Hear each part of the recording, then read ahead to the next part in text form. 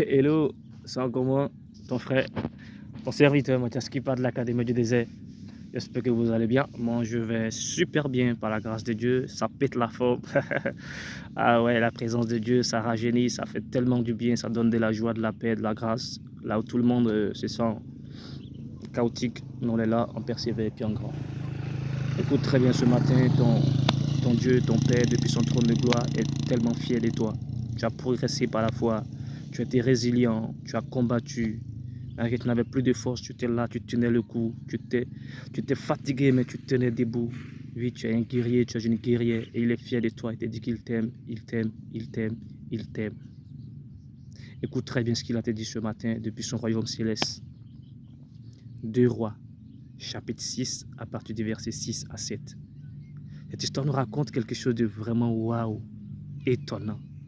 Moi-même, je suis surpris de ce que Dieu est capable de faire. Écoute très bien. Élisée était avec les fils des prophètes.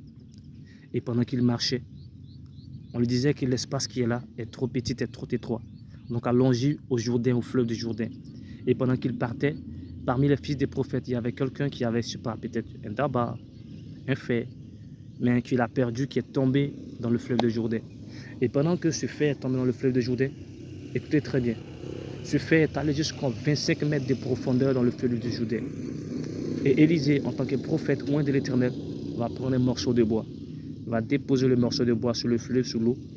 Et c'est inimaginable, c'est incroyable. Normalement, c'est l'aimant qui appelle le fait, et c'est le fait qui fait remonter le fait. Mais c'est incroyable comment Dieu est capable de restituer, de restaurer quelque chose depuis des années d'une manière incompréhensible, indéniable, irrésistible au nom suprême de Jésus-Christ. Écoute très bien. Pendant qu'il a mis le morceau de bois sur le fleuve de Jourdain, le fer qui était allé jusqu'à 25 mètres de profondeur est revenu à la surface de l'eau. Et il a dit à ce serviteur, tends la main et prends-le. Écoute, je vais déclarer, décréter la restitution de toutes tes finances qui étaient perdues.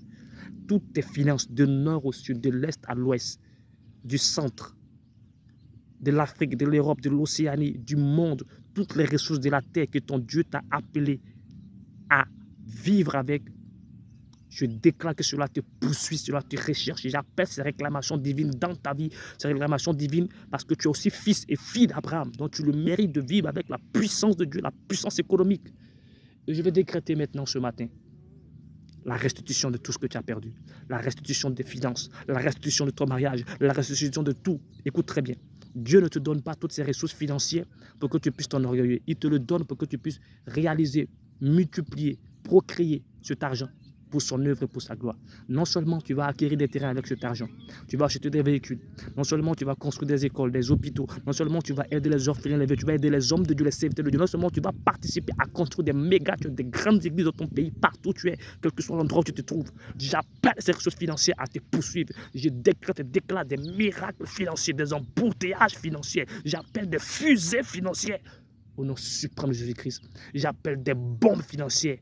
J'appelle un miracle brusque financier que toi-même tu ne pourras pas comprendre, mais tu seras là assis en train de pleurer de joie, tellement Dieu va t'ébahir, t'épater, te poustoufler au nom suprême de Jésus-Christ. Allez, ton serviteur toujours pour te servir. Retiens ceci, il dit dans sa parole, dans le psaume 23. L'Éternel est mon berger, je ne manquerai de rien. Tu as besoin de la puissance économique, j'ai besoin de la puissance économique, l'Église a besoin de la puissance économique. La puissance de Dieu ne suffit pas, le Saint-Esprit ne suffit pas. Il faut la puissance économique pour ramener les païens à Dieu, pour ramener ce monde à Dieu, pour bouleverser la terre.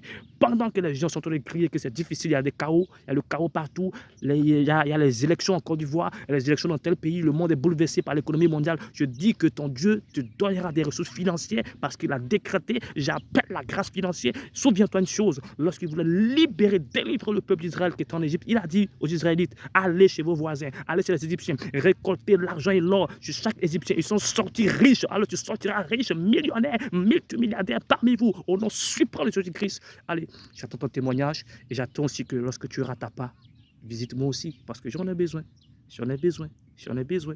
Allez, toujours pour vous servir, on est ensemble, je vous aime. Ciao, ciao, ciao. Que Dieu vous bénisse, que Dieu vous bénisse. Continuez à adorer au nom suprême de Jésus-Christ. Allez, on est ensemble.